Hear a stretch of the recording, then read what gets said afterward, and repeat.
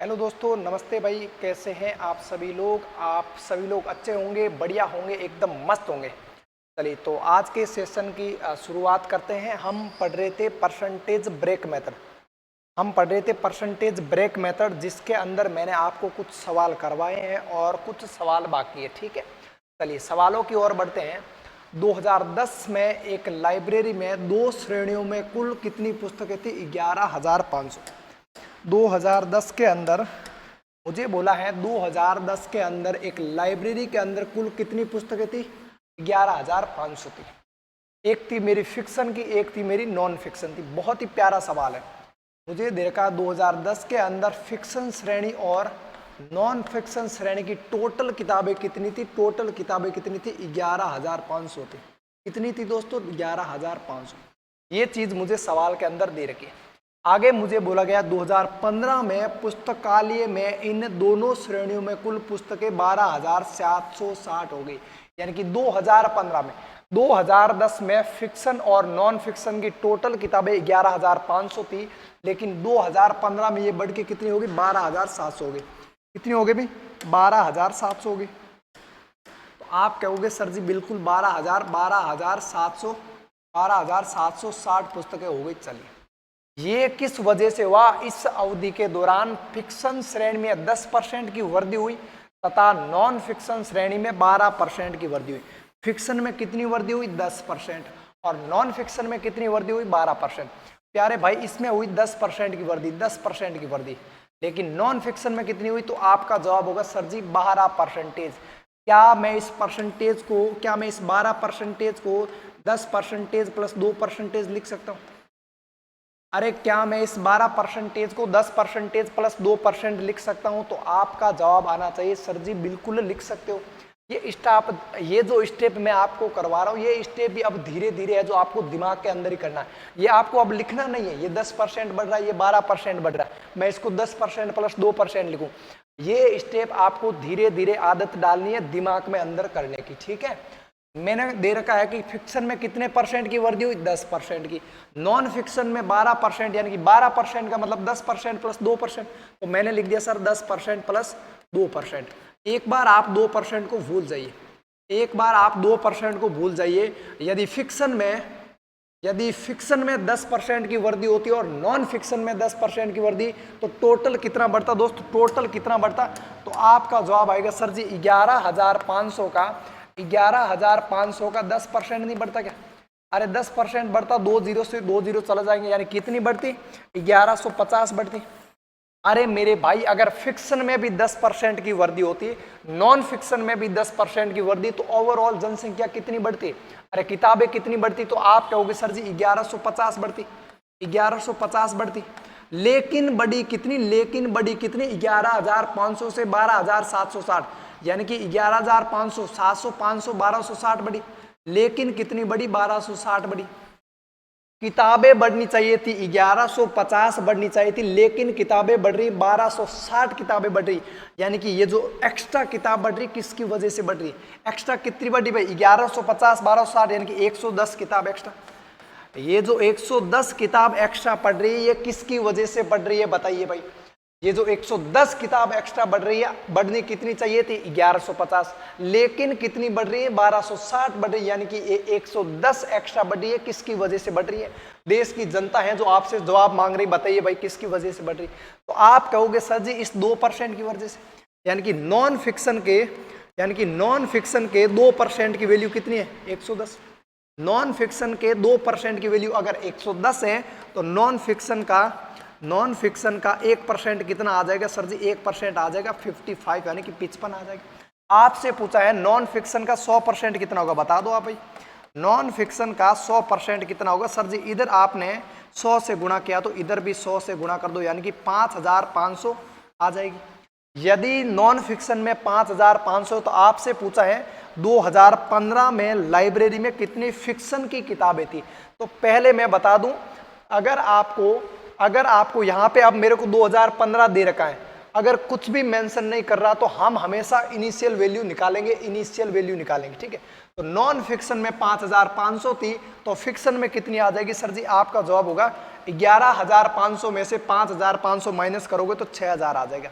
है भाई, ये हर चीज दिमाग में करनी होती है। बच्चों की तरह हम थोड़ी लिखेंगे बार बार कि यार टोटल नॉन फिक्शन और फिक्शन में 11,500 थी। अरे कबाड़ बुद्धि, यहाँ पे अगर नॉन फिक्शन की 5,500 आ गई तो 11,500 में से 5,500 घटाओगे तो 6,000 ही आएगा। ठीक है, तो हर चीज आप है जो या बोर्ड पे नहीं कराई जाती। ठीक है, कुछ चीजें ऐसी होती जिनको दिमाग में भी करना होता। तो आप मुझे बताइए, फिक्शन की किताबें आ गई 6,000, लेकिन ये आपका उत्तर नहीं होगा। आपका उत्तर होगा 2015 में लाइब्रेरी में कितनी फिक्शन किताबें थी। ये 2015 की बात कर रहा है, यानी कि 2015 में अगर फिक्शन की किताबें पहले 6,000 थी, अगर फिक्शन की किताबें पहले 6,000 थी तो 10% बढ़ गया। 6,000 का 10% 600 होता है, 600, यानी कि टोटल किताबें कितनी हो जाएगी 6,600। 6,600 इस सवाल का है जी आंसर हो जाएगा जी C. Option number A is the correct answer. समझ में आया प्यारे भाई? चलिए आगे चलते हैं।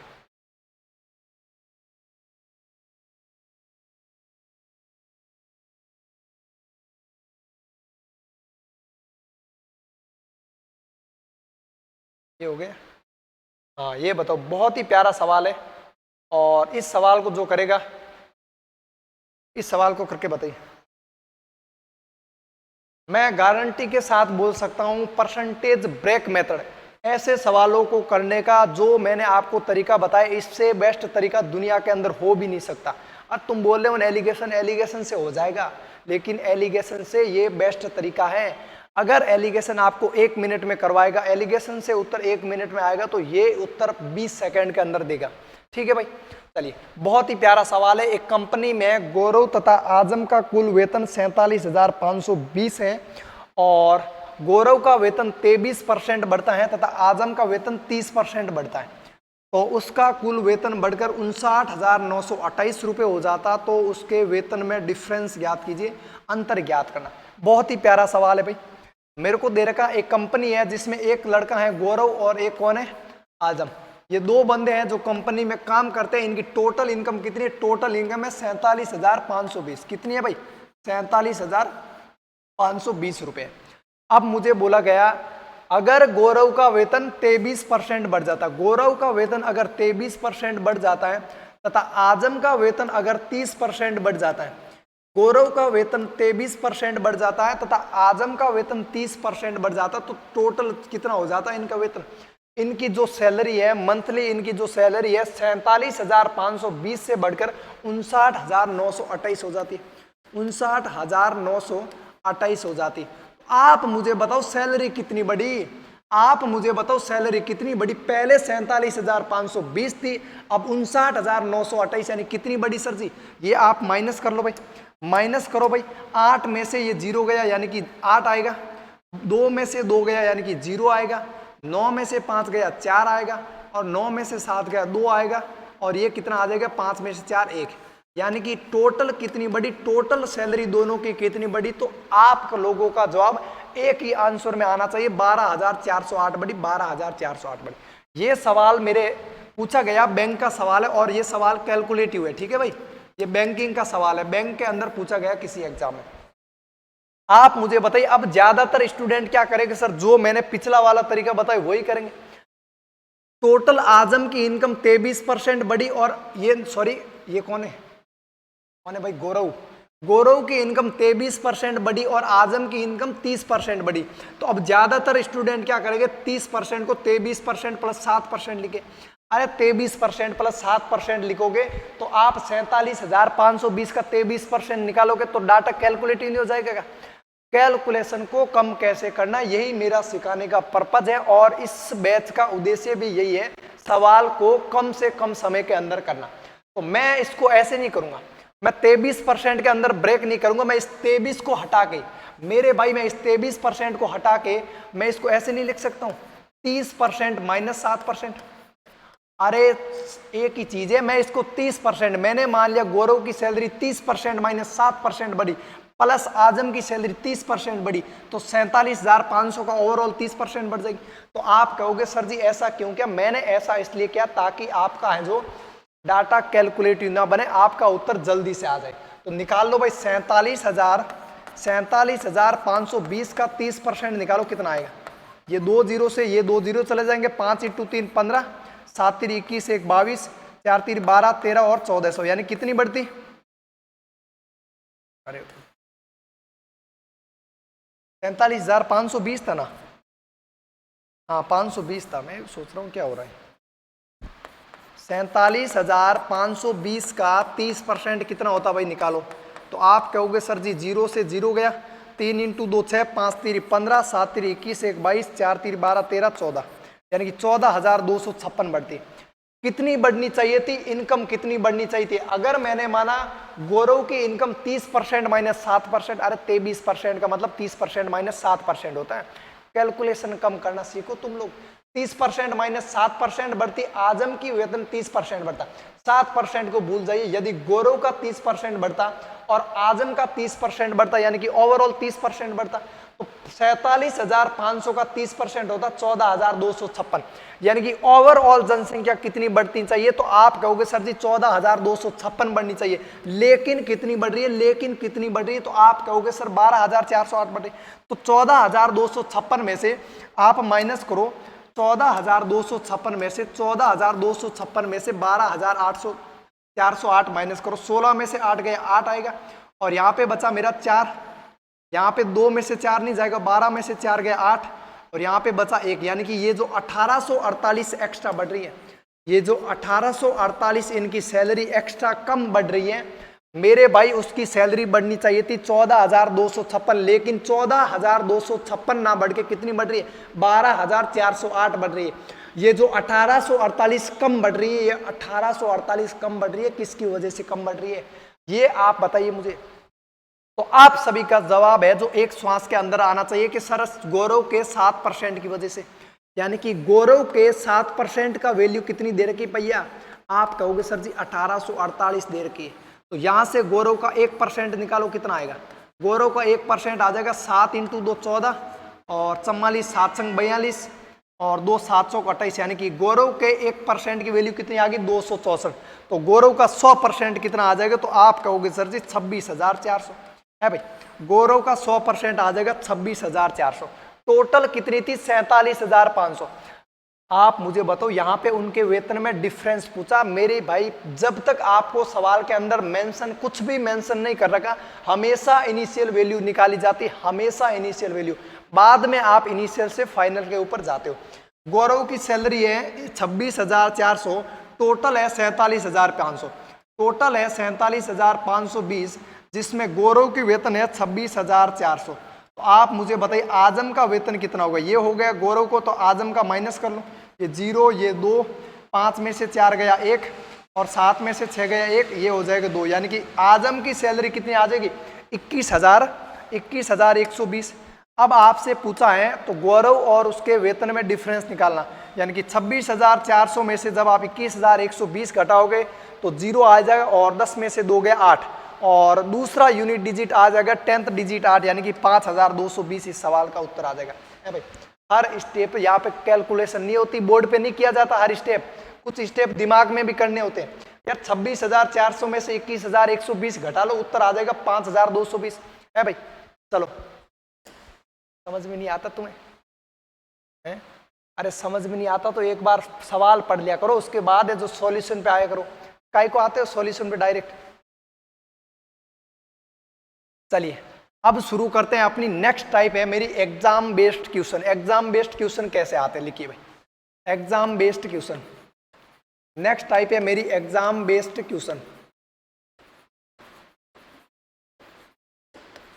आप सभी लोग जानते हैं प्यारे भाई, आप सभी लोग जानते हैं इस टाइप से पेपर में बहुत ज्यादा हैं जो सवाल पूछे जाते हैं, और इस टाइप के सवाल भी बहुत सिंपल ही होते हैं। ठीक है, चलिए मैं आपसे एक चीज पूछ रहा हूं, मैं आपसे एक सिंपल सी चीज पूछ रहा हूं दोस्तों, मैं आपसे एक सिंपल चीज पूछ रहा हूं। आप मुझे सभी, आप जितने भी वीडियो देख रहे हैं सभी एक श्वास के अंदर जवाब देंगे।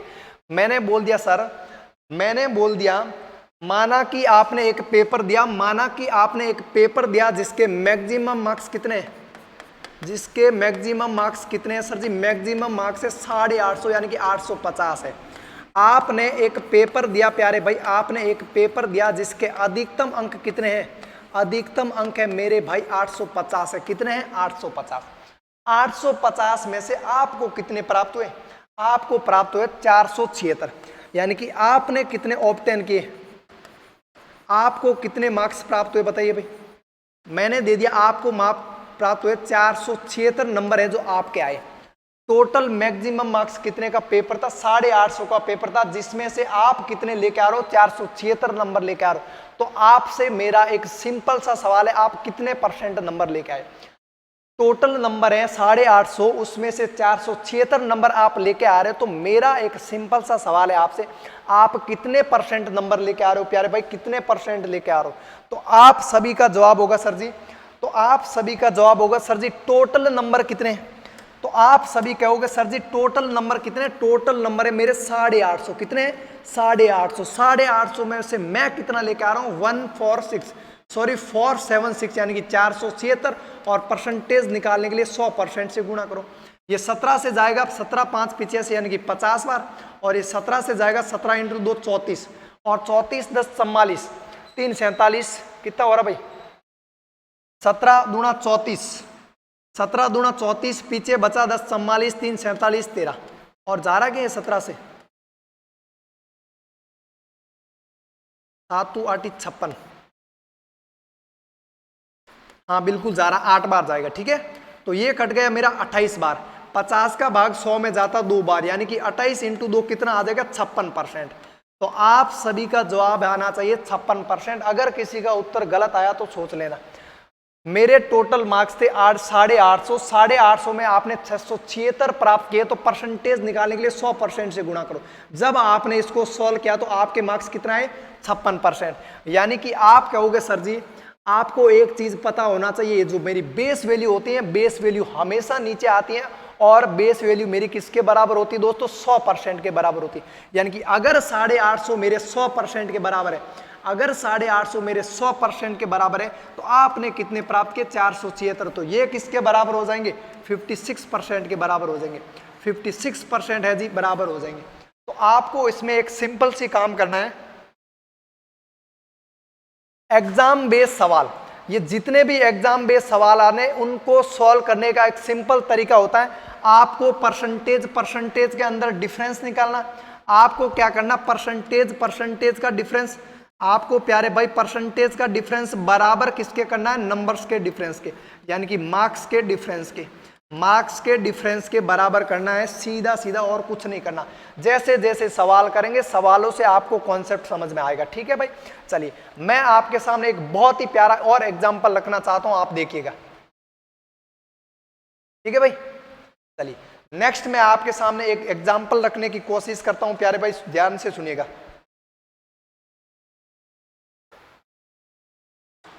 मेरे भाई मैंने मान ली ये एक बॉर्डर लाइन है, ये एक बॉर्डर लाइन है। क्या है? ये एक बॉर्डर लाइन है, ये आपके सामने एक बॉर्डर लाइन है। बॉर्डर लाइन से इधर क्या है? इधर अपना इंडिया है, और इधर अपना कौन है?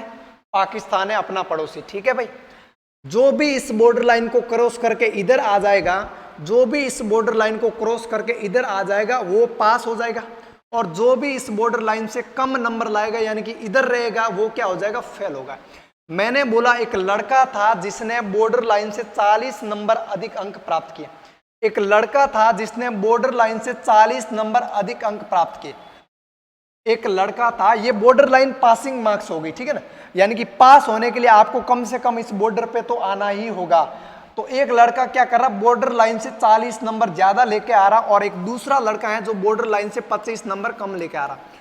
एक दूसरा लड़का है जो बॉर्डर लाइन से 25 नंबर कम लेकर आ रहा। भाई बॉर्डर लाइन मेरी पासिंग लाइन है, यानी कि यहाँ पे जो भी बंदा रहेगा वो पास हो जाएगा। इधर वाला बहुत तगड़ा पास हो जाएगा, इधर वाला कम पास होगा। यानी कि बॉर्डर लाइन से जो एक लड़का है 40 नंबर ज्यादा लेके आ रहा, और बॉर्डर लाइन से एक लड़का 25 नंबर कम लेके आ रहा। तो मुझे बताइए इन दोनों के बीच डिफरेंस क्या होगा? अब ज्यादा दिमाग वाले लोग क्या करेंगे? 25 40 में से 25 घटाएंगे, उत्तर आ जाएगा 15। लेकिन सवाल पढ़ लिया करो तुम ढंग से। ये माइनस का 25 है, जब उधर जाएगा तो प्लस का 25 बन जाएगा। तो इन दोनों का डिफरेंस क्या आ जाएगा प्यारे भाई? इन दोनों का डिफरेंस आ जाएगा 65% आ जाएगा। क्या आ जाएगा? 65% है जी, आ जाएगा। चलिए मैं आपके सामने एक दूसरा तरीका दे रहा हूं, ये मेरी वापस मैंने बॉर्डर लाइन बनाई है, ठीक है, ये मेरी बॉर्डर लाइन है। जो भी बच्चा बॉर्डर लाइन को क्रॉस करेगा वो पास होगा, यानी कि अच्छे नंबर से पास होगा। जो इस साइड में होगा वो क्या कहा जाएगा, इसको फेल कहा जाएगा। एक लड़का है सर, एक लड़का है जिसके बॉर्डर लाइन से 40 नंबर अधिक आ रहे हैं। कितने अधिक आ रहे हैं, 40 नंबर अधिक आ रहे हैं। एक दूसरा लड़का है जो बॉर्डर लाइन से भैया 83 नंबर ज्यादा लेके आ रहा। कितने नंबर ज्यादा लेकर आ, 83। एक लड़का है जो बॉर्डर लाइन से 40 नंबर ज्यादा ला रहा है, एक दूसरा लड़का है जो बॉर्डर लाइन से 83 नंबर ज्यादा ला रहा है। तो यहाँ आपसे पूछो डिफरेंस कितना होगा, सर जी यहाँ पे डिफरेंस आपका कितना, 83 में से 40 घटा लो, कितना आ जाएगा, 43 का डिफरेंस आ जाएगा, 43 का डिफरेंस आ जाएगा। तो मैंने आपको यहाँ पे ये कॉन्सेप्ट बताया, आपको कुछ नहीं करना। एग्जाम बेस्ड सवाल को करने का सीधा तरीका होता, परसेंटेज के डिफरेंस को मार्क्स और मार्क्स के डिफरेंस के बराबर कर दीजिए, सवाल का उत्तर है जी आ जाएगा। चलिए आगे चलते हैं, सवालों की ओर बढ़ते हैं। क्लियर है मेरे भाई, यहां तक एक भी बच्चे को 1 रुपये का भी डाउट है तो बताइए। तो आप सभी का जवाब एक श्वास के अंदर आना चाहिए, सर जी हमें यहाँ पे कोई डाउट नहीं है। चलिए आगे बढ़ते हैं, मेरे सवालों की ओर बढ़ते। सवालों से चीजें ज्यादा समझ में आती है। मैं आपको है जो पहले कॉन्सेप्ट बताता हूं, उसके बाद है जो सवाल करवाता हूं। मेरा सवाल है, एक परीक्षा में 92% छात्र उत्तीर्ण हुए यानी कि पास हो गए, यदि 480 छात्र फेल हो गए यानी कि अनुत्तीर्ण हो गए, तो परीक्षा में कितने छात्र शामिल हुए थे। मेरे प्यारे भाई ध्यान से सुनना, अगर 92% छात्र पास हो गए हैं तो फेल कितने हुए। हर चीज अपने आप में 100% होती है, कचरा बुद्धि 92% पास हो गए तो फेल कितने हो गए, 8% नहीं हो जाएंगे। 100% में से 92% घटाओगे तो कितना आ जाएगा, 8%। यानी कि फेल कितने हो गए, सर जी आपका जवाब होगा 8%। यानी कि 8% स्टूडेंट क्या हो गए, फेल हो गए। लेकिन सवाल में कितने छात्र फेल हो रहे, 480। परसेंटेज में 8% फेल हो रहे, लेकिन सवाल में कितने हो रहे सर जी, 480। यानी कि 8% की वैल्यू 480 है तो 1% की वैल्यू क्या आ जाएगी सर, 1% की वैल्यू 8 संग 48 यानी कि 60 आ जाएगी। सर 1% की वैल्यू 60 आ जाएगी। आपसे पूछा है परीक्षा में कितने छात्र शामिल हुए, छात्र तो 100% शामिल होते हैं, यानी कि 1% मेरा 60 है तो 100% क्या आ जाएगा सर जी, 100% आ जाएगा आपका 6000 आ जाएगा, जो कि आपका ऑप्शन नंबर बी के अंदर दे रखा। वेरी इजी सवाल है, इससे ज्यादा बेसिक का सवाल है इस टाइप के अंदर है जो नहीं बन सकता। ठीक है भाई, चलिए अगला सवाल बताइए। यदि 35% उत्तीर्णांक अंक है, यानी कि अगर आपको है जो परीक्षा पास करनी तो मिनिमम अंक कितने चाहिए, 35% चाहिए। कितने चाहिए, 35%। जो भी बच्चा, जो भी स्टूडेंट 35% नंबर लेके आएगा उसको है जो पास कर दिया जाएगा। ऐसा सवाल के अंदर बोल रखा, मैं खुद नहीं बना रहा हूं। अगर तुम्हें सॉल्यूशन समझ नहीं आता हो तो 1-2 बार सवाल पढ़ लिया करो ढंग से, उसके बाद सॉल्यूशन पे आया करो। यदि 35% उत्तीर्णांक अंक है, एक छात्र को 200 अंक प्राप्त होते हैं तथा वह 24 अंकों से फेल हो जाता। एक लड़का है जो कैसे भी मेहनत करके कितने अंक लेके आ रहा है, 200 अंक लेके आ रहा है, लेकिन कितने अंकों से फेल हो रहा, 24 अंकों से फेल होता। यानी कि सर अगर ये 200 तो लेके आ रहा मेहनत करके, अगर इसके 200 के अंदर 24 नंबर और आ जाता तो ये बंदा पास होता। लड़का मेहनत करके 200 नंबर लेके आ रहे हैं दोस्त, 200 में अगर 24 इसके और आ जाते तो ये बंदा पास हो जाता। यानी कि सर मैं अगर इसमें 24 ऐड कर दूं तो ये बंदा पास हो जाता।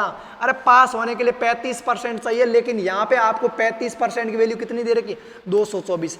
प्यारे भाई 35% की वैल्यू होगी 224 होगी, 224 होगी तो 1% की वैल्यू कितनी होगी, यहाँ 5% निकाल लो। ये 7 से जाएगा 5 बार, ये 7 3 21 और 7 दूनी 14, यानी कि 5% की वैल्यू कितनी हो जाएगी, 32। ये सवाल समझ में आया कि नहीं आया बताइए। सॉरी, 35% पास होने के लिए 35% चाहिए। एक बच्चा 200 लेके आ रहा, 24 नंबर से फेल हो रहा, यानी कि अगर उसके 200 में 24 और आ जाते तो ये बंदा पास हो जाता। यानी कि क्वांटिटी के अंदर आपको 224 नंबर चाहिए पास होने के लिए, और परसेंटेज में कितने चाहिए, 35%। नौ 35% की वैल्यू 224 है तो 5% की वैल्यू कितनी आ जाएगी जी, 32 आ जाएगी।